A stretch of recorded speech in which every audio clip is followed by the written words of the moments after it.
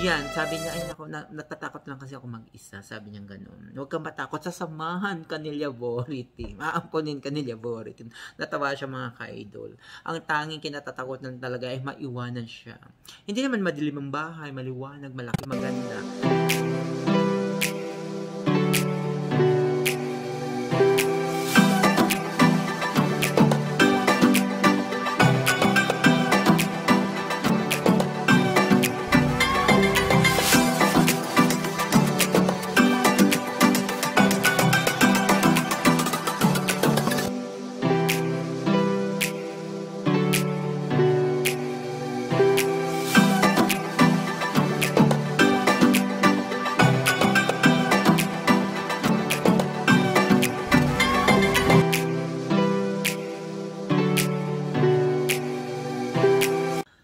Hello mga ka-idol, ayan, bagong umaga, bagong pag-asa. Ayan, sa muli nating pagkikita mga ka-idol, kamusta ho kayo? Ayan, welcome to Liabori Team. Welcome to your home mga ka-idol. Samahan nyo ako sa aking mainit na kape. Ayan, mainit na kape na naman yung ang dala-dala ko ngayon. Maya-maya nating ubusin mga ka-idol. Ayan. Kamusta ho kayo? Ayan. Nandito na naman si Liabori nangungulit sa inyo sa isang mahalagang anunsyo. Ayan. Mga ka-idol, ito na ho ang huling palabas ni Liabori Team. Ayoko na. Joke lang. Natatawa si Heart. Nandito ho si Heart. Napagod lang si Liabori Team itong mga nakarang araw. Ay hindi makapag-isip ng maayos mga ka-idol dahil ayan, abalang-abala, busy, ayan, gaya ng ating mga ka-idol dyan. Maraming salamat sa mga suporta at patuloy na panonood sa Liabori Team, ayan. Ngayong araw, mga ka-idol, ayan, mga ka-idol, isa na namang mahalagang palabas ang aking ibibigay sa inyo, ang takot ng magulang. Ayan, bilang magulang, marami tayong kinatatakutan. Ano nga ba yung mga kinatatakutan nyo bilang isang magulang? Ay, Diyos ko, Heart. Unahin natin si Heart, mga ka-idol. Si Heart, mga ka-idol, ay aking best friend. Ayan, ano ang kinatatakutan mo bilang magulang?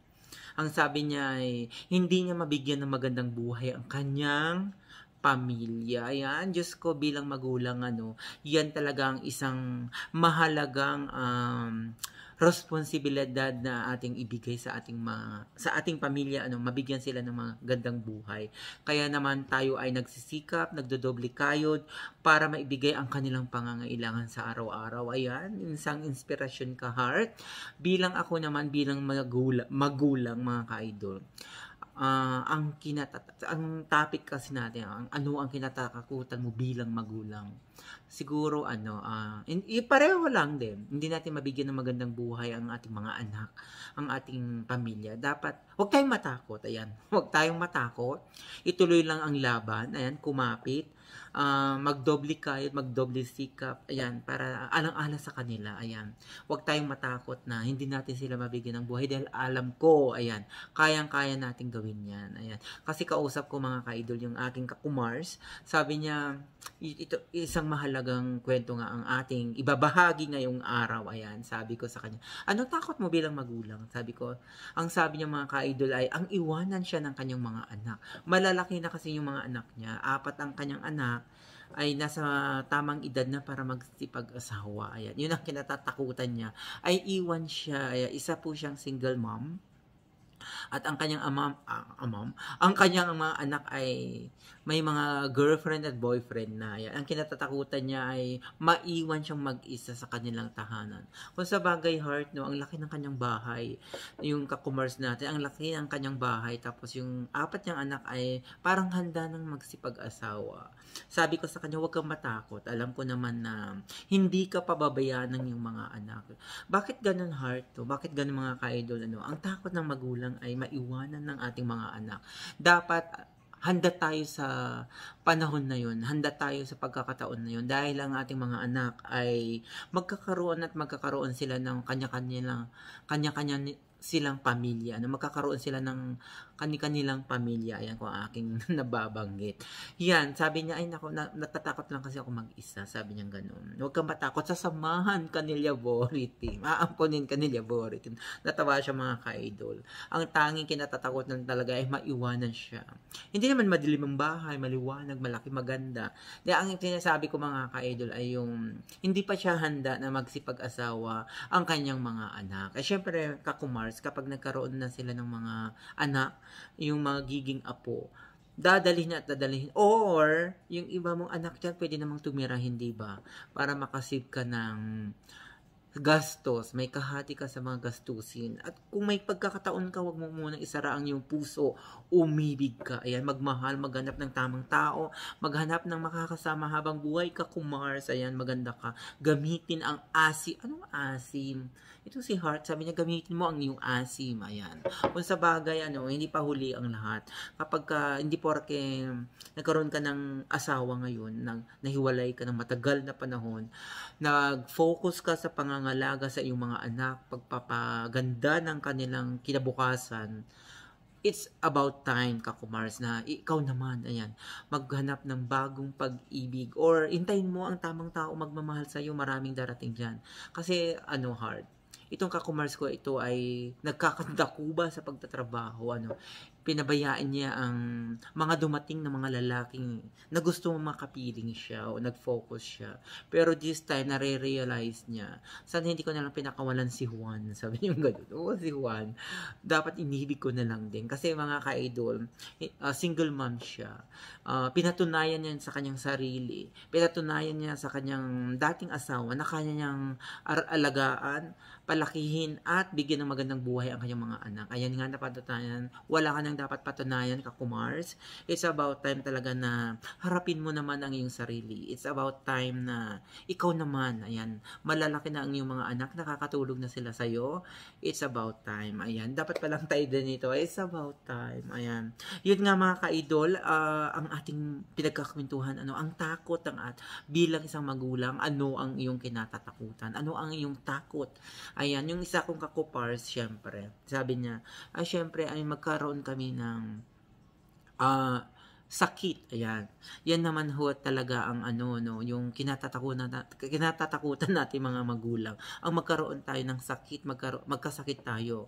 Ay mahirap magkasakit ho, lalong-lalo na dito sa isang, mahina ata. Ibang bansa, walang mag-aalaga sa'yo. Kung ikaw lang, kung nandiyan ang asawa mga anak mo, okay lang, mag-aalaga sa'yo. Pero syempre, ikaw ang padre di pamilya. Huwag mo hayaan ang sarili mo na magkasakit. Ayan, alagaan. Huwag masyadong magpagod, magpuyat, magpahinga. Ayan. Huwag naman puro pahinga, Heart, kasi dito maraming bills. Ayan, yan ho ang daing ng taong bayan, ang bills dito sa ating kinaroroonan. Ayan, Diyos ko, mga ka-idol. Ayan, yan ho ang takot ng ating kakupars, ang magkaroon siya ng sakit. Sino ba naman ang gusto magkasakit, di ba, Heart? Kaya nga, as long as mayroon tayong time na magpahinga, ayan. Huwag tayong kayod ng kayod. Ayan. I-balance ang ating sarili, i-balance ang ating oras sa pamilya, sa trabaho, at sa ating sarili. Napapalakas ang ating boses. Kasi parang, yan, wala ng battery ang ating, Yun nga mga ka-idol, ang isang kakumars ko naman, ang kinatatakutan niya ay ang mahiwalay sa kanyang asawa. Ayan. Dahil may pinagdadaanan sila. Sabi ko, kakumars, alam ko na matagal na kayong nagsasama ng iyong asawa. Ayan, hindi ka kanya ipagpapalit. Maghanap man ng iba, hindi ka ipagpapalit. Ay, humagulgul. Liabori team. Sabi niyang gano'n. Ba't ka nag-iiyak? Ay, nako, kasi umuwi late yung asawa minsan. Nagduda agad. Tapos kung ano-ano na naiisip niya mga ka-idol. Diyos ko, 15 years na kayong kasal, kakumars. Pinag-iisipan mo pa ng masama ang iyong asawa. Kung sa bagay, hindi natin maalis ang kanyang takot dahil ang kanyang asawa ay super gwapo.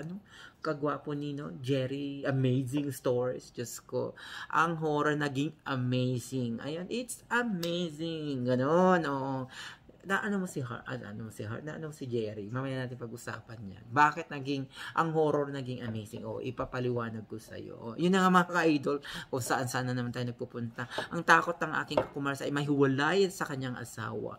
Nag-iisip kasi siya ng kung ano-ano, hindi porke late sa trabaho, umuwi, nag-iisip ka na ng kung ano-ano, ng babae, ganun-ganon. Hindi niya alam, nag-o-overtime ang asawa para mapangbili siya ng bag, ang kapal ng mukha ng kakumars natin, kunwari hindi nagseselos, kunwari hindi niya alam, nag-overtime yung asawa para may pambili siya ng bag. Diyos ko, kakumars, bawasan mo ang pagbili-bili ng mga bag, para hindi na kailangan mag-overtime si Mr. Hindi ba? Kailangan ganun, Gusto sakripisyo yung asawa mo dahil may pambili ka ng bag. Ikaw ang akin sinutukoy, kakumars. Nakausap ko siya kagabi, pahugulog-gulog pa siya. Baka may babae na si kakumars. Sabi niya ganun. Ay nako, tumigil ka, huwag kang mag-inarte. Hindi ka kagandahan. Ay, kung ganun. Umiyak siya. Ayan nga mga ka-idol, ang isa kong kakumars ulit. Ang takot niya ay nabanggit na natin ang iba't ibang takot ng ating mga bilang magulang. Ito pa ang aking kakumars, ang takot niya ay hindi niya mapag-aral ng kolehiyo ang kanyang mga anak sa gitna ng pandemya. So parang sumusuko kasi siya, sabi niya, Diyos ko, ano ba tong trabaho natin, walang ma-pick up, kasi nga mga ka-idol, sa ating tatrabahuan, sa kanyang pinagtatrabahuan, nagbawas ng oras, nagbawas ng empleyado, iniisip niya baka daw isa siya sa mawawalan ng trabaho. Sabi ko, mag-apply ka na ngayon habang hindi pa nangyayari. Habang walang ganyan nangyayaring sitwasyon, hindi pa yung totally, di ba, nangyayari, mag-apply ka na, maghanap ka na. Ayun ang kinatatakutan niya. Hindi niya mapaaral ng kolehiyo ang kanyang mga anak. Ang dami niya kasing anak, 4. Nasa Pilipinas, wala pa ho dito. Sa bagay, mahirap kasi ang buhay sa atin. Hindi pa niya nakukuha. Mahirap din iproseso dahil lagpas na sila sa edad. Kasi pag mga ka-idol, lagpas 21. Mahirap. Hindi na niya pwedeng i-sponsor. Kailangan 19 or 18 pababa. I think 20 pababa. Dati 8 hanggang 18 lang. I think 20 pababa. Ang gulo ni Laboratory. 20 pababa mga idol. Yan ho ang kanyang kinatatakutan, ang hindi niya patapos ang pag-aaral sa kolehiyo. Just sabi ko, hanggang nandito ka, magagawan mo ng paraan ang pagpapadala. Ayan, di ba? Hiraman mo si Hart. Sabi ko ganoon. Huwag kang hihiram kay Laboratory. Madidimanda ka. Mapapahabol ka ng pulis. Ayan. Just ko naalala ko til mga ka-idol, yung BFF ko dito. Mayroon siyang obligasyon kay Laboratory. Puro pangako hanggang sa blinak ako sa Facebook para hindi siya masingil. Ayan, dinayo namin siya kasama ang mga pulis, 'di ba? Ang lupit ni Laboratory. Dapat kasi wag manggago. Parang kasi pakiramdam ko na ginagago ako. Ang laking pera nun, no. Tapos hindi siya nagre-reply, binablock ka, tapos dinidedma ka. Ay nako, pulis ang katapat mo. Ayan, nagbayad. Yun ang mga ka-idol, isang halimbawa yun ng takot. Dapat matakot ka rin sa kaibigan mo, wag yung, di ba, Heart? Pag may obligasyon dapat harapin, wag dinidedma mo lang. Ayoko ng ganun. Ang takot, marami tayong takot bilang isang magulang. Una, ang kalusugan. Siyempre, ang pagkakasakit natin ay hindi maganda. Dapat talaga healthy tayo. Ayan, health is wealth mga ka-idol. Ano pa ba? Ang magkasakit ang ating mga anak. Yan. Ito ho, kape, kape kayo. Ang magkasakit ang ating mga anak. Nalulungkot tayo, di ba? Pag may lagnat, may matamlay ang ating anak, may pinagdadaanan, alam mo yon, ganun si Laboratory din. Pag may lagnat ang aking mga anak, ganun, wala sa kondisyon, natatakot tayo na yung parang nag-aalala, natatakot. 'Di ba? Hindi tayo mapakali sa trabaho, iniisip sila. Ayan. Ang hirap. Ayan, ang bilang magulang, ayan, Diyos ko, ang bilang magulang talaga, marami tayong takot. Minsan pag idlip mo, pag ganun, naiisip nyo ba yung mga ka-idol? Ay, kaya pagdating ng araw, anong kurso kukunin nila? Yung naiisip nyo na yon. Sana maganda yung makatapos ang aking anak bago tayo tumanda, yung mga ganon. Diyos ko, yung kasi yung mga kakumars, i-spend mo yung time mo sa mga anak mo, laboratory, sabi, ang bilis lumaki. Kasi sila mga kaidol, mga kakumars natin. Ang lalaki na ng mga anak na 20, 25 na mga ganun. Parang ang tatanda nila, ang tatanda ng mga kakupars ko, ano.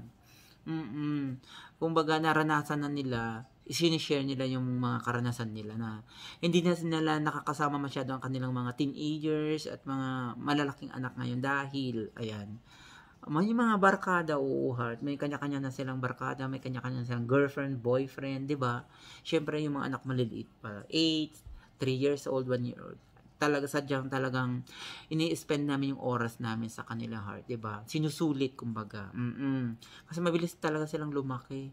Dito kasi sa ating kinaroroonan, ang mga bata dito kapag nag-teenager, nag-iiba na ng kagustuhan. Hindi na sumasama sa grocery, hindi na sumasama sa outing, hindi na sumasama sa lakad yung pamilya. Puro barkada na ang kasama.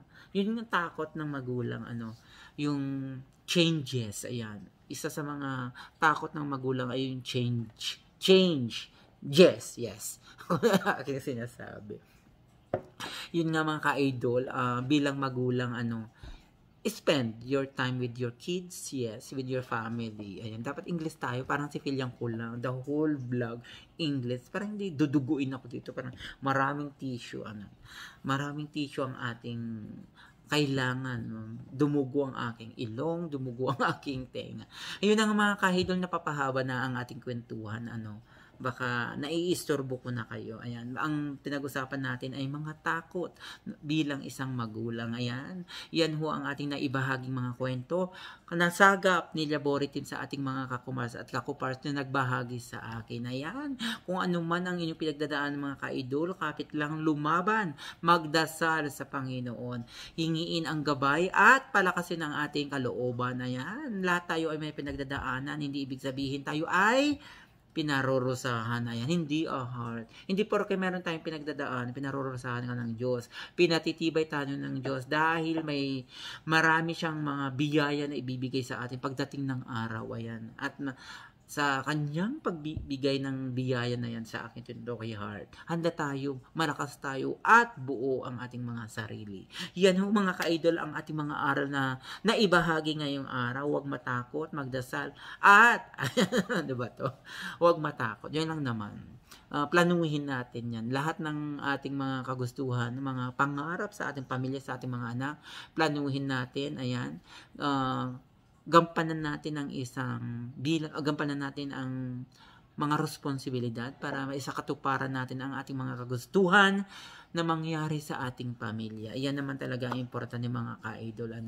Lahat naman ng magulang heart, ginagawa ang lahat. Mabigay lamang ang pangangailangan ng dito ka kaya heart. Mabigay lamang ang pangangailangan ng ating mga anak. Ayan. Mga ngiti nila ang nakakapagaan sa ating kalooban, di ba heart? Mga ngiti ng ating mga anak. Makita natin silang masaya tayo. Ayan, nakakawala sila ng pagod. Kahit pagod tayo sa trabaho sa buong linggo, kapag kapiling natin ang ating mga anak, ay gumagaan, nawawala ang ating mga pagod na nararamdaman. Yun naman talaga importante mga ka-idol.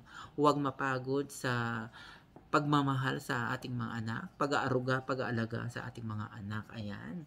Yan ho ang ating isa sa mga responsibilidad na kaakibat na sa buong buhay natin. Ayan. Pero wag natin kalimutan mga ka-idol ay maging masaya. Ayan. Maging masaya tayo sa lahat ng pagkakataon.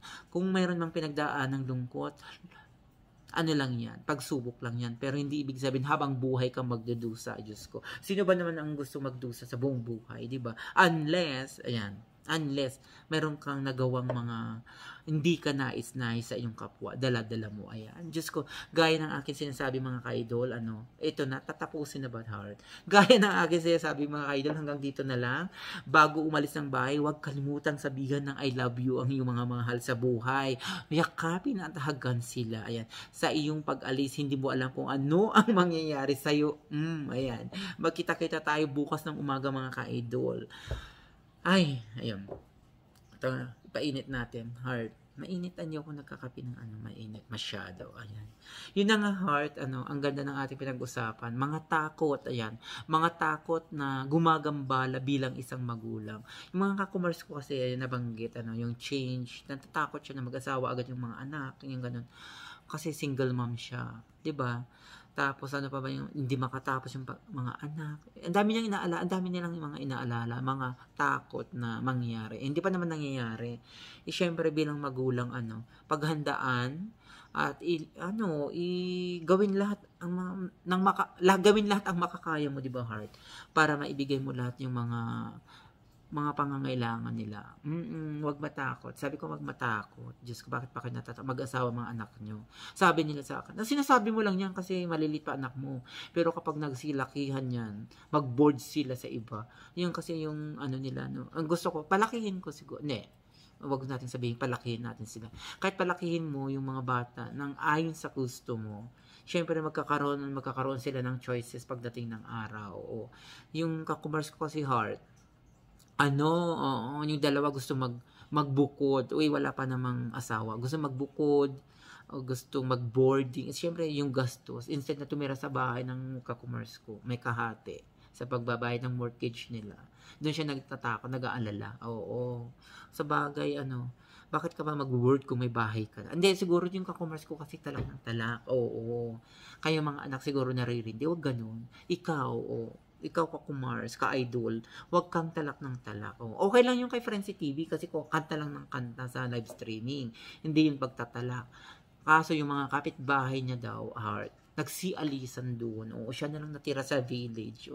Pero balita ko, heart, dahil nagsialisan ng mga tao doon sa lugar nila, siya na lang natira sa gitna ng village. Ipapasunog na yung village o gagawin ng basurahan, tambakan ng basura. Kawawa naman si Frenzy TV. Malalasap niya lahat ng amoy ng basura.